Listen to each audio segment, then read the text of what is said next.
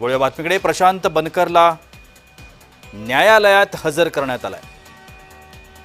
Phaltan doctor आत्महत्या प्रकरणातला आरोपी प्रशांत बनकरला अटक करण्यात आली होती। त्याला आता न्यायालयासमोर हजर करण्यात आलाय।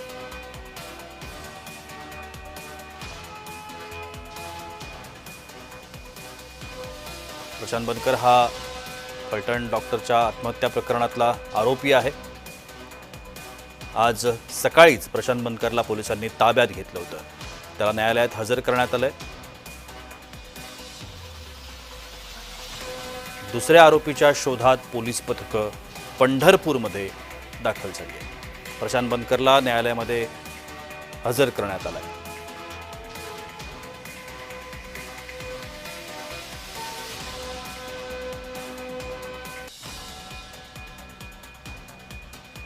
फलटणमधील डॉक्टर संपदा मुंडे आत्महत्या प्रकरणामधला हा मुख्य आरोपी आहे।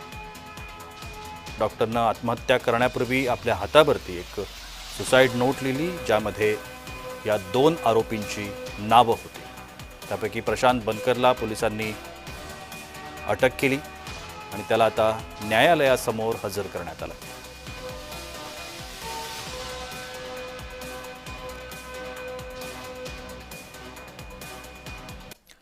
आपण या सगळ्या संदर्भात अधिक माहिती घेण्याचा प्रयत्न करूया। आमचे साताऱ्याचे प्रतिनिधी प्रकाश शिंदे आता माझ्यासोबत आहेत।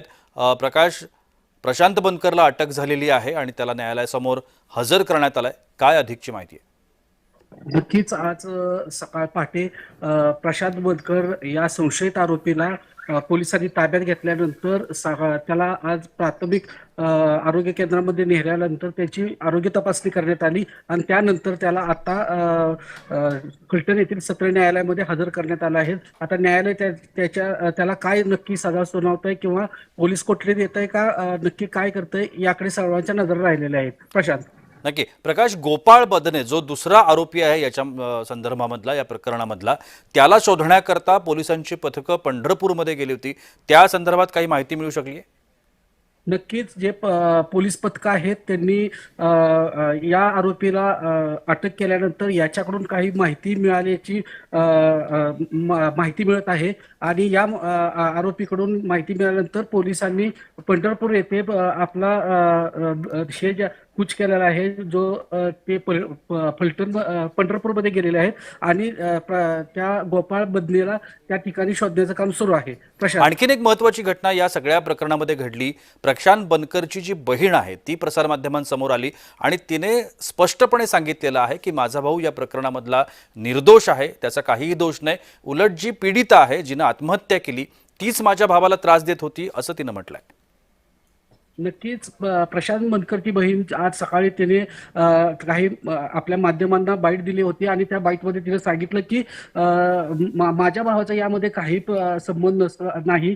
माझ्या भावाने काही दिवसापूर्वी तिला प्रपोज केलं होतं, परंतु ते प्रपोज तिनं नाकारल्यानंतर माझ्या भावाने तिच्याशी कोणताही प्रकारचा संबंध ठेवला नव्हता। परंतु गेल्या काही दिवसापूर्वी तो आजारी असल्यानंतर फलटणला आल्यामुळे तिनेच त्याचा उपचार केलेला होता आणि या उपचारानंतर ज्यावेळेस तो पुण्याला गेला त्यावेळेस तिने वारंवार त्या भावाला फोन केला। याचे सबूत सुद्धा आमच्याकडे आहेत, असं या बहिणीने सांगितलं असून माझा भाऊ हा पूर्णपणे निर्दोष आहे आणि त्याला आम्ही निर्दोष साबित करू असं सुद्धा तिने सांगितलेलं आहे। संशयाची दोरी प्रकाश जर आपण बघितलं तर अनेक दिशेनं फिरतीये। खासदार जे आहेत त्यांच्यावरती सुद्धा संशय जातोय, मात्र हे खासदार कोण, त्यांचं नाव काय, ते कुठले, या संदर्भातली काही माहिती मिळू शकली नाही आतापर्यंत। पण आता याच्या संदर्भात काही खुलासे होत आहेत? नक्कीच प्रशांत दानवेंनी जे रणजितसिंह नाईक निंबाळकर आहेत त्यांच्यावरती आरोप केलेला आहे, त्याचबरोबर आमदार सचिन पाटील आहेत जे विद्यमान आमदार आहेत तेथील, त्यांच्यावर सुद्धा आरोप केलेला आहे। त्यामुळे या जे आमदार आणि खासदार आहेत त्यांच्याकडे ही जी संशयाची सुई आहे ही वळली जात आहे। खरं तर याला दुजोरा मिळालेला नाही, परंतु जे दानवे साहेब आहेत त्या दानवेंनी हा आरोप केलेला आहे। प्रशांत, नक्कीच धन्यवाद प्रकाश, आपण दिलेल्या या विस्तृत माहिती करता। दरम्यान प्रशांत बनकर याला न्यायालयामध्ये हजर करण्यात आलेलं आहे। या संपूर्ण प्रकरणात 2 मुख्य आरोपी आहेत, त्यातला प्रशांत बनकर आहे, त्याला न्यायालयासमोर हजर करण्यात आलंय।